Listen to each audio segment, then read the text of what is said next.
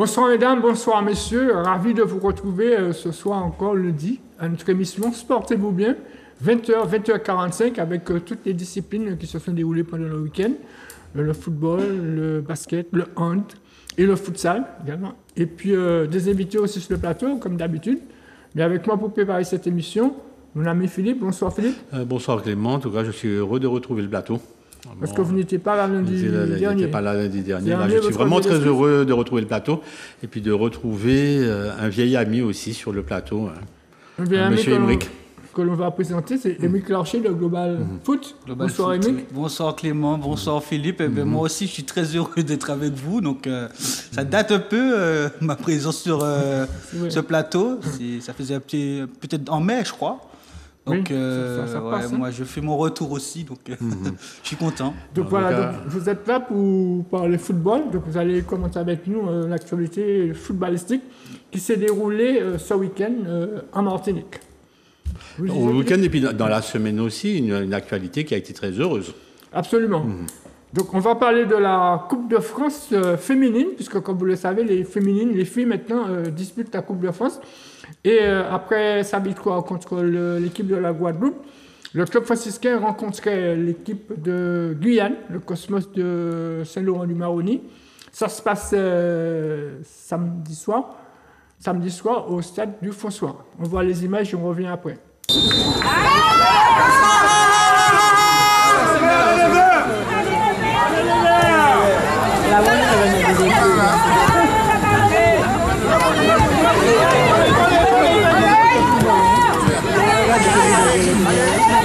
Dessus.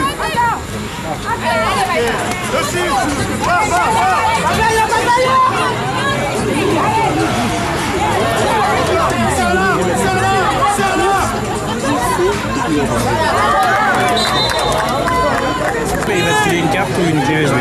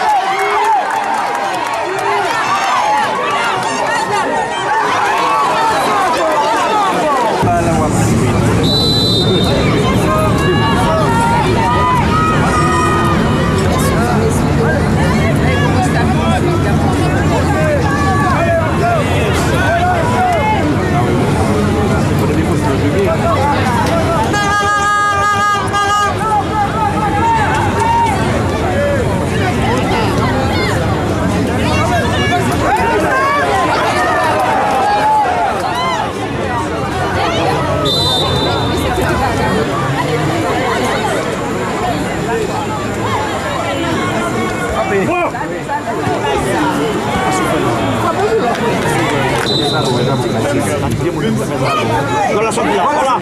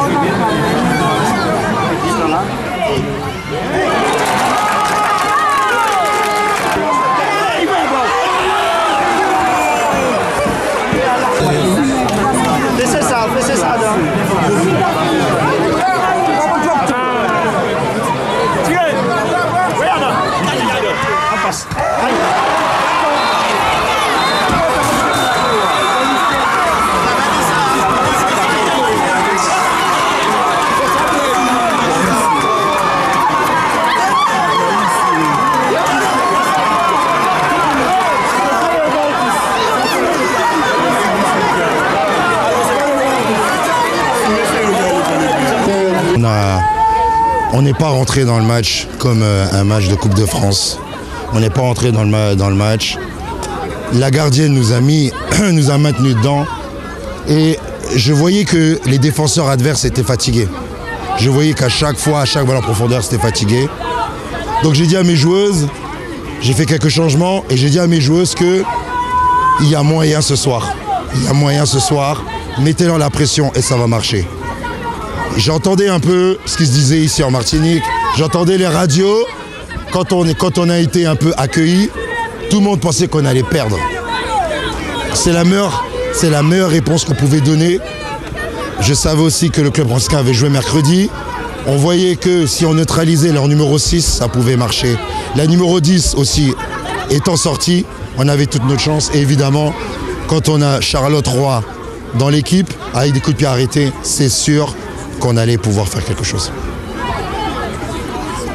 Bah effectivement, quand j'aide l'équipe à égaliser 1-1, je voyais que la première mi-temps on avait subi, que la deuxième on poussait et ce but ça a été libérateur et ça nous a donné envie d'espérer à une victoire. Eh bien les tirs au but, il faut toujours rester concentré, c'est toujours un exercice compliqué, ça peut basculer dans un sens comme dans l'autre. Avec les filles, on est très, très concentrés, on avait travaillé les tirs au but et donc quand on arrive, on fait notre tir au but comme on sait le faire et cette fois-ci on a gagné. Grosse ambiance là. Voilà. En Guyane, il y a beaucoup d'ambiance. Voilà, ça va faire la fête toute la soirée, ouais. C'est ça qui a fait la différence, c'est le groupe. Mais je pense que vous avez dû voir. On a été courageuses sur le terrain, on s'est donné, même si ça a été difficile physiquement, les efforts ont payé au final. Du coup, première fois qu'une équipe antillaise, guyanaise, comme ça, ira en France, c'est une fierté, c'est quoi là? Effectivement, on remercie la Fédération française d'avoir convié les Antilles-Guyane pour cette compétition. Et là, c'est que du plaisir d'écrire l'histoire, puisqu'on est la première équipe à se qualifier pour le tournoi aussi en hexagone, donc c'est une grosse fierté. Super, merci. Merci. Mon analyse du match est simple, hein. On a joué, on a mené. Le Cosma a dû maintenant batailler pour revenir au score.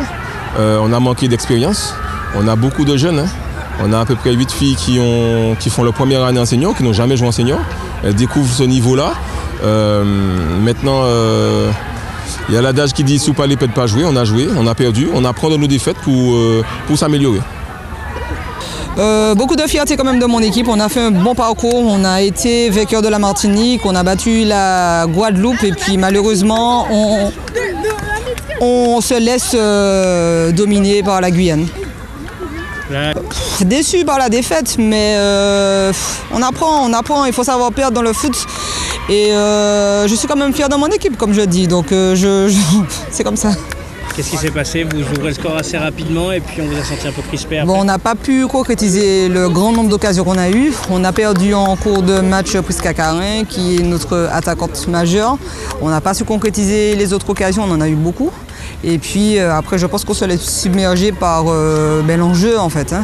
Donc on avait un petit peu de pression du fait de représenter la Martinique peut-être en Coupe de France pour cette première. Et puis on a beaucoup de jeunes avec nous, donc on ne fait qu'apprendre. C'est le début de la saison, on va revenir rapidement. Votre entraîneur, ça peut expliquer ça ou pas? Oui, je pense. Mais il y a beaucoup qui sont presque mineurs avec nous, qui ont beaucoup de sérénité d'habitude, mais bon, elles ont ressenti le grand public qu'il y avait. On fait un stade quand même plein. J'ai déjà vu ça que pour les garçons. Là, toute la ville du François était derrière nous. Ils étaient très mobilisés. Même d'autres communes, des personnes qui n'étaient pas du François. Donc ça fait beaucoup pour les jeunes joueuses. Moi, je suis toujours contente de jouer ce genre de match. J'aime quand il y a beaucoup de public, mais c'est pas forcément le cas de tout le monde. Quels sont les objectifs? Comme j'ai dit, c'est le début de la saison. Donc il reste encore la Coupe de Martinique, la Coupe Vive, le championnat. Donc souhaitez-nous de tout gagner pour une première. On est encore à la recherche de titres, donc voilà, on va se battre pour. Super. Voilà, donc c'était le club franciscain. C'est vrai que c'est une défaite amère, mais il fallait de gagnants et de perdants. Et Mikloché, vous étiez au match. Qu'en pensez-vous? À titre personnel, je suis assez déçu parce que, effectivement, comme le coach de Guyane l'a dit dans son interview, beaucoup de personnes voyaient le club franciscain l'emporter. Sur le papier, d'ailleurs, les franciscains étaient les grands favoris de ce match, d'ailleurs. Après, à titre personnel également, je pense que le réalisme, le club franciscain l'a perdu assez rapidement. Avec la sortie de Prisca Carin à la mi-temps pour blessure. Je pense que c'était l'atout qui faisait la différence dans cette rencontre, surtout offensivement. Je pense que sa sortie aussi a donné du baume au cœur, j'ai envie de dire, aux Guyanaises, parce qu'on sentait que mentalement et puis physiquement aussi, ça suit. Elles avaient plus d'envie, elles avaient les jambes nécessaires pour bousculer davantage cette équipe du club franciscain. Voilà, au milieu de terrain, il y avait vraiment une belle opposition. La gardienne aussi de Guyane, je retiens qu'elle a fait de beaux arrêts durant toute la rencontre. Je trouve que voilà, ça fait du bien de voir un type de match comme ça, quoi, une opposition où on ne sait même pas qui gagne à la fin. Donc en championnat, en Coupe de Martinique par moment, on connaît d'avance les vainqueurs. Là, on ne savait pas. Et pour le football féminin, d'une manière générale, l'anti-guyanais, je retiens que du positif. Ça fait du bien, ça fait plaisir de voir ce type de rencontre. C'est vrai que le club franciscain a été éliminé, mais elles ont eu beaucoup d'occasions. C'est vrai qu'il leur manquait quelque chose quand même. Oui, du réalisme, de l'efficacité. Et en fait, au début du match, c'était Prisca Carin qui pouvait faire la différence. Oui. Et en fait, quand le club franciscain la perd, on voit que les entrées de Cheslawa Mavroudis ou Emeline Fontaine, ça ne font pas de poids suffisamment, en tout cas pour marquer le but qui délivrerait le club franciscain à la fin, quoi. Après, bon, tir au but, c'est loterie pour moi. À la fin, ça s'est joué quand même à un tir au but, 5-4. En plus, c'est à la fin la joueuse talentueuse, c'est Ina Clavos qui manque son tir. Bon, voilà, c'est comme je dis, c'est de la loterie, c'est aussi beaucoup de mental. Ces deux filles, elles sont assez jeunes. Comme a dit la capitaine du club franciscain, il y en a, c'est la première fois qu'elles jouent avec un stade plein à craquer, comme chez les garçons. Donc mentalement, il y a plus de pression, hein, faut pas se le cacher. Et du coup, voilà, c'était tout nouveau pour tout le monde. Les joueuses, les entraîneurs, comme les spectateurs. Donc c'était la première. Alors Aymeric, moi je voulais savoir, le choix d'avoir sorti Chris Cacaret, est-ce que c'était un choix tactique ou bien il ne pouvait plus continuer le match? Non du tout, elle est sortie parce qu'elle était blessée. Alors je sais pas exactement qu'est-ce qu'elle a, mais je sais qu'elle revenait d'une déchirure abdominale. Donc peut-être que c'est ça, je sais pas, il faudrait que je me renseigne, mais je retiens que le club franciscain, si Prisca Carré avait fait toute la rencontre, je pense qu'on serait dans les mêmes eaux que quand on était en Guadeloupe contre le Sporting Bemao, des occasions et peut-être des occasions qui iraient au fond. Donc si le club franciscain a été éliminé dans cette Coupe de France, par contre les Martininos qui ont joué mercredi soir, vendredi soir, se sont qualifiés à la Ligue des Nations. En fait, ils se sont maintenus déjà en Ligue A de la Ligue des Nations. Et là, ce qu'ils peuvent espérer, c'est se qualifier dans les 2 premières places pour la phase finale de la compétition, de la Ligue des Nations. Et ce sera compliqué parce qu'il faut que les 2 autres équipes devant nous fassent des faux pas. De gros faux pas même. Panama et le Guatemala. Surtout, c'est le Panama qui doit faire un faux pas contre le Guatemala et Trinidad, s'il peut faire un faux pas, mais une défaite écrasante du style 4-0, ce qui m'étonnerait d'ailleurs contre Curaçao, et que la Martinique gagne inversement contre le Salvador. Au Salvador, on peut espérer quelque chose, mais ce sera compliqué. Il y a beaucoup de rêves dans ce scénario. Monsieur, est-ce qu'on peut considérer que les Martininos sont dans un groupe de la mort? Je sais pas, mais en tout cas, la Martinique, elle a beaucoup de problèmes. C'est-à-dire que à chaque rassemblement, il y a un nouveau groupe, il y a un nouveau 11. Là, le match de demain, il y aura obligatoirement un nouveau 11 aussi, parce qu'il y a eu 2 départs. 2 joueurs professionnels qui sont repartis dans leurs clubs respectifs. Donc, c'est compliqué, cette gestion du groupe, cette gestion de joueurs, parce que, voilà, quoi, la Martinique n'est pas FIFA et du coup, elle ne peut pas imposer des décisions aux clubs professionnels. Alors c'est ce qu'on va voir justement sur les images à venir. Donc images et interviews de notre ami Clément. Alors comme on parle de football, on va parler aussi de la Coupe de France puisque le Golden Lion joue aussi le dernier match des quarts de finale de la Coupe de France. Oui, le Golden Lion qui a gagné le CES Vauclinois 4-0.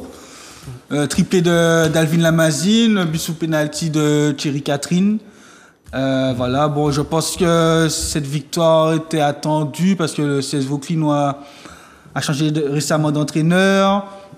Un groupe inexpérimenté à la Régionale 1 et à la Coupe de France, du coup, comme c'est niveau R1, ce match-là, donc je pense que ça explique la défaite.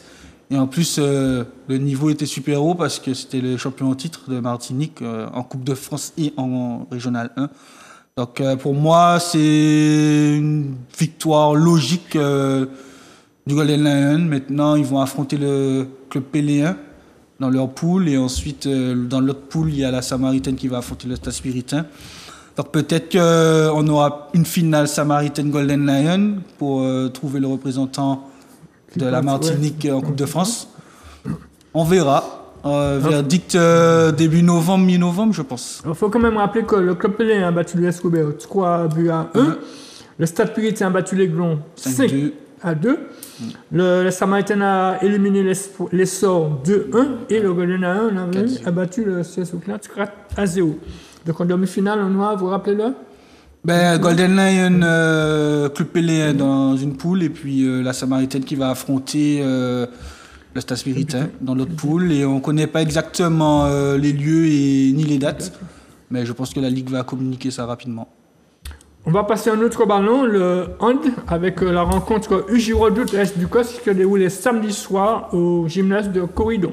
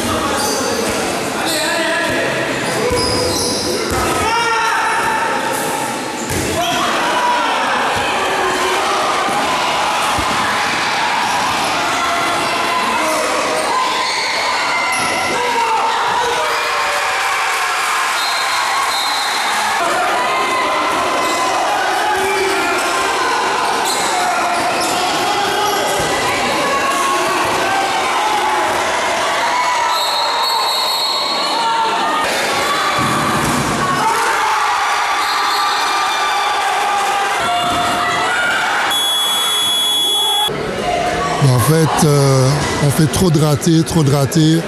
On n'a pas ressenti l'envie.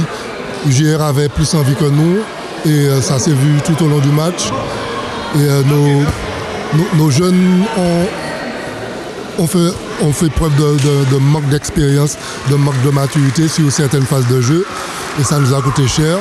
On perd de 2 buts, on rate 3 jets de 7 mètres, donc ça ne pardonne pas.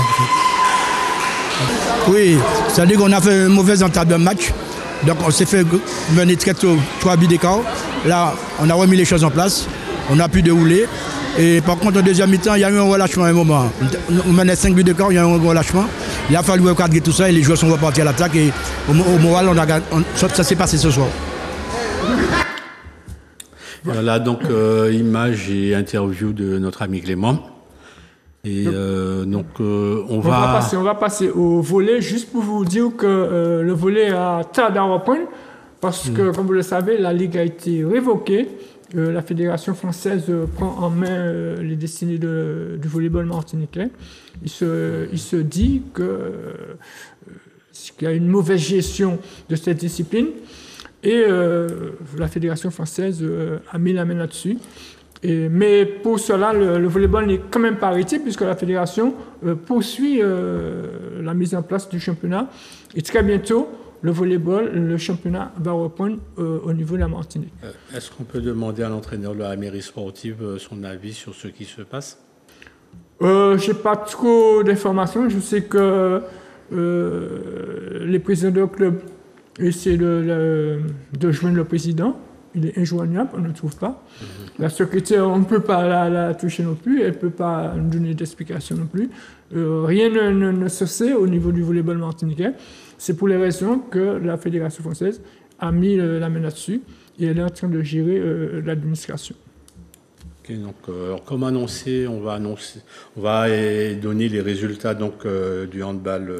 Donc, on va commencer par les messieurs. Avec victoire de l'USC Tritton dans le match au sommet contre le FR Roche-Carré 23-22. Donc l'Étoile de Gondo est allée dominer l'entente Club Péléen Carbé 40-14. Donc victoire de l'Espoir de Floréal contre l'entente Rapide Club et Carabin 36-25. Donc le Club Sport a dominé le Réveil Sportif 31-29. Donc le Sporting Club Laventinois est allé battre la Gauloise à Trinité 27-23 et comme ce que nous avons vu à l'écran, donc victoire du Giredoute contre ASC du SCOS 22-20. Ce qui donne au classement en tête l'USC Citron avec 16 points en compagnie du Club Sport. En troisième position, l'Étoile de Gondo avec 14 points. Quatrième position, le Réveil Sportif avec 13 points. Cinquième position, l'ASC du COS et le Giredoute avec 12 points. En septième position, la Gauloise et l'Espace de l'Osso-Foréal avec 9 points. En neuvième position, le Sporting Club Lamantino avec 8 points. En dixième position, le FR Roche-Carré et l'entente Club Péléen Carbé avec 7 points. Et ferme la marche, l'entente Rapide Club Carabin avec moins 1 point. Donc chez les dames, l'entente Citron-Tivoli est allée dominer l'Aiglon au Lamentin 32-18. Victoire également de l'Étoile de Gondo sur le terrain du HBC Pilotin, 14-13. Victoire de l'Arsenal au TS Franciscain 33-25. Donc victoire également du Réveil Sportif sur le terrain du Club Sport 31-14. Le Giredoute a battu le SC du COS 25-22 et l'entente Mondézès Gauloise a battu le Sporting Club Lamantinois 24-12. Donc l'entente de Mondézès Gauloise mène le classement avec 16 points, devant le Réveil Sportif 13 points. Troisième, l'entente Citron Tivoli avec 12 points en compagnie de l'ASC du COS et de l'Arsenal. Donc sixième, le Sporting Club Lamantinois avec 10 points. Septième, le Club Sport 9 points en compagnie du Giredoute. Neuvième, le TS Franciscain 8 points. Dixième, l'Étoile de Gondo 6 points. Et ferme la marche l'Aiglon et le Handball Club Pilotin avec 1 point. Donc voici tout ce qu'il fallait savoir du handball qui s'est déroulé ce week-end. Alors on revient au football avec Émile Clerchet. Émile Clerchet, en ce moment, se joue la rencontre entre la Guadeloupe et Saint-Vincent. Non, la Guyane. La Guyane, ouais. La Guyane et Saint-Vincent. Pourquoi la rencontre se joue ici, vous savez? Parce qu'en fait, les stades de Guyane ne sont plus homologués pour recevoir des matchs au niveau CONCACAF, tout simplement. Je pense que oui, effectivement, j'y suis allé une fois en Guyane, enfin 2 fois. Et les infrastructures là-bas sont limites. C'est très délicat. Et puis, ils ont aussi le problème de tout ce qui est humidité, pluie.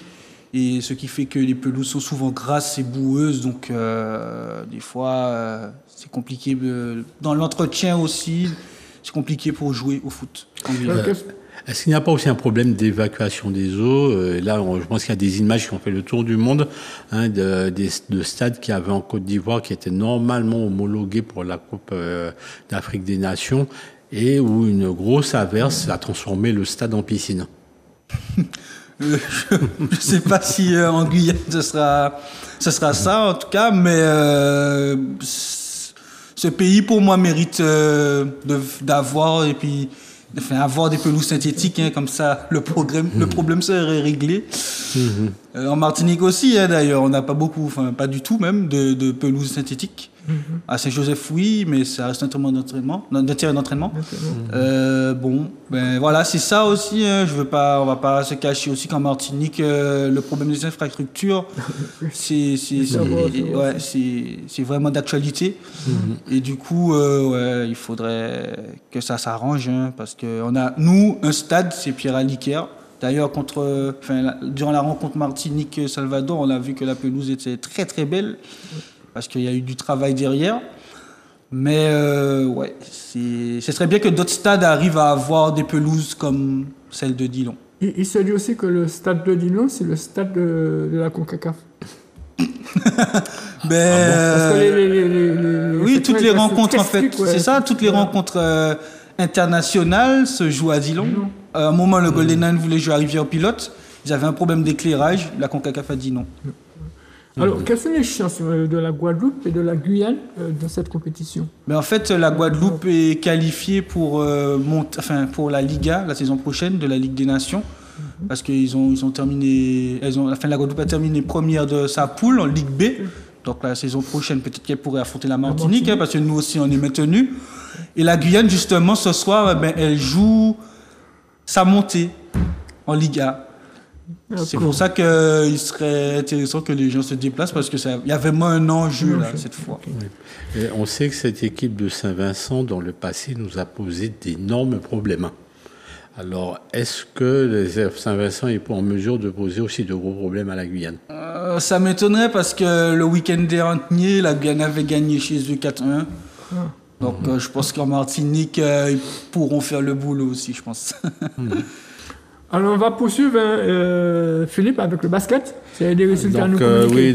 Quelques résultats, puisque le championnat a commencé une semaine. Donc, on va commencer par les dames, où le Golden Star a dominé une jeune équipe du Madin Grey Wolf, 79-29, alors que la Gauloise battait les Black Stars du Saint-Esprit, 51-44. Ensuite, chez les messieurs, donc, victoire des Black Stars contre la Gauloise 83-44, de l'Intrépide contre le Sporting Club Lamantinois 67-59, donc de l'Éclair devant l'Arsenal aussi 90-39, de l'Aiglon devant le CSO Quinois 61-52.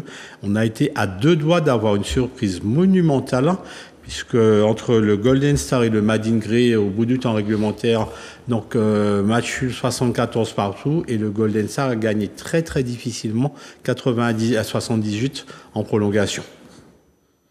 Donc voici l'essentiel des résultats de basket de ce week-end. On va poursuivre avec le futsal. C'était la 3e journée. On va avoir la rencontre qui opposait le GIF au Mahon Futsal. Ça se passait à Corridon dimanche après-midi.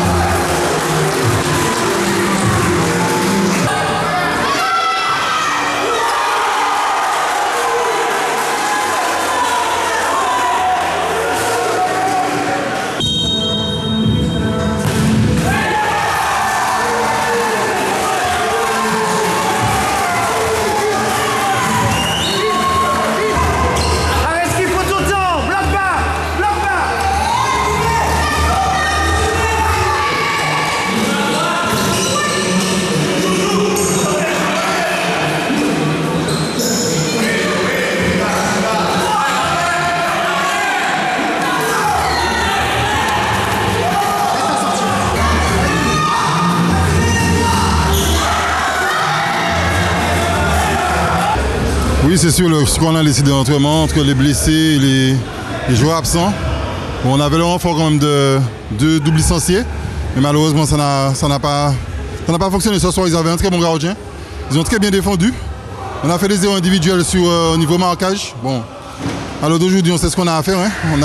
On a déjà bien commencé. On a vu quand même dans le jeu qu'on est capable.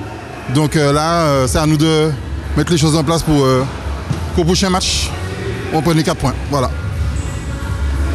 Écoute, oui, c'est une belle opération, d'autant plus qu'on avait à cœur de gagner ce match. Parce que c'est maintenant que la différence va se faire entre le haut de tableau et le milieu de tableau. Donc comme j'ai dit à mes gars, il fallait qu'on soit dans le train de haut, qu'on puisse continuer sur une bonne dynamique. Donc ils étaient juste à quelques points derrière nous, juste derrière nous au classement. Donc c'était très très important de concrétiser ce match par une victoire aujourd'hui. Voilà, je crois qu'on a fait le tour de l'actualité sportive du week-end. Émile Clocher, Global Foot, oui. Comment ça se passe? Eh ben, au niveau de l'audience, ça se passe super bien. Je crois que cette année, j'ai déjà dépassé les millions de vues. Voilà, c'est beaucoup de boulot, vous le supposez. C'est un boulot quotidien. Après, dans l'idéal, il faudrait que j'ai davantage de sponsors. Il me manque un vrai gros sponsor pour être à l'aise financièrement, pour pourquoi pas réaliser d'autres projets. Donc voilà, si on m'entend, voilà, je suis à la recherche de sponsors et je peux être joignable facilement sur les réseaux sociaux, Facebook, Twitter, Instagram notamment. Donc voilà. En tout cas, moi, Global Foot, ça fait partie de mes favoris sur ordinateur. Merci beaucoup, c'est touchant. Donc, on apprécie les analyses, on apprécie la qualité et la profondeur du travail fourni. Vraiment. Super. Ben, ça va continuer, j'espère, avec beaucoup plus d'analyses, peut-être plus pointues, peut-être encore plus de rigueur. Donc voilà, c'est ça le haut niveau. En tout cas, merci d'avoir participé avec nous à cette émission. Vous êtes toujours le bienvenu chez nous à Zouga Sport. Merci infiniment. Merci Philippe. C'est moi qui te remercie Clément. Et puis en tout cas, on espère bien retrouver Émeric dès que possible. Merci aux téléspectateurs. Excusez-moi, merci aussi à Manuela et à Grégory d'avoir réalisé cette émission pour nous. Sportez-vous bien et prenez soin de vous.